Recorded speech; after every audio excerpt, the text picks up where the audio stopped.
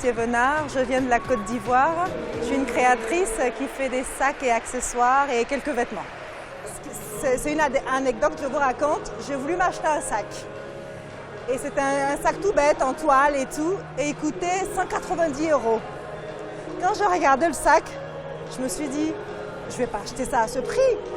Donc je dis, attends, il faut que je le refasse. Donc je suis allée chez moi en rentrant, j'ai acheté la toile, j'ai fait exactement le même sac et puis j'ai donné à des amis qui m'ont dit, ah mais c'est chouette, c'est beau, c'est comme... Je dis, c'est moi qui l'ai fait et c'est 50 €. Et c'est comme ça que c'est parti. Et j'ai commencé par faire un modèle, un second, un troisième et puis après je me suis diversifiée et là je fais maintenant des vêtements pour accessoiriser les sacs. À la base, je suis couturière, donc ça fait 20 ans que je fais de la couture. Et bon, je ne connaissais pas grand monde au début, donc je suis allée travailler pour une entreprise et là, ça fait 3 ans, je me suis dit, allez, pourquoi pas revenir à mes anciens amours. Et c'est comme ça que je suis revenue à la création. C'est vrai que j'aurais pu faire autre chose, mais un sac, on a toujours besoin d'un sac. C'est-à-dire une femme, elle peut être habillée et tout, mais il lui faut toujours un sac parce que c'est utile. Et donc, je me suis dit, pourquoi pas.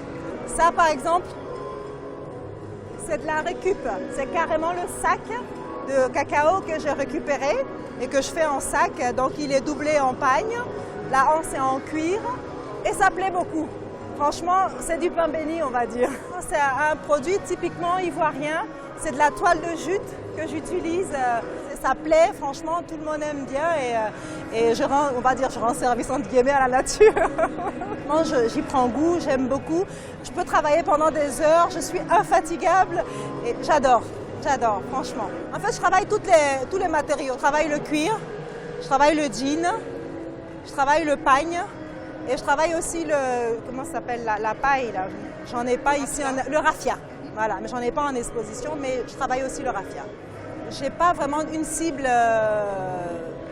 j'ai toute une variété, tout le monde, ça s'adresse à tout le monde.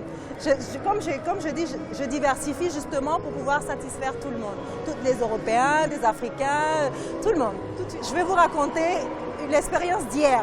Il y a quelqu'un qui est venu dans mon stand, qui a regardé, il m'a dit, c'est fait où? J'ai dit Abidjan. Il dit non.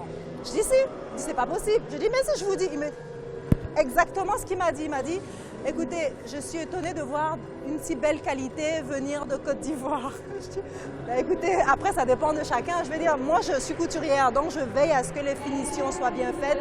Je veille à ce que la qualité y est. Ça ne sert à rien de faire du type pour dire que bon, c'est parce que ça vient d'Afrique, il faut que ça ne soit pas beau. Je veux faire du beau, du chic et du vendable. Voilà. Je ne vais pas dire une bonne vente, tant mieux si je vends, hein, mais que je puisse me développer. Bien sûr, je vais faire découvrir l'Afrique. Vous voyez, ce qui est beau de l'Afrique, je veux que tout le monde voit ça, qu'on peut faire de belles choses en Afrique. Voilà.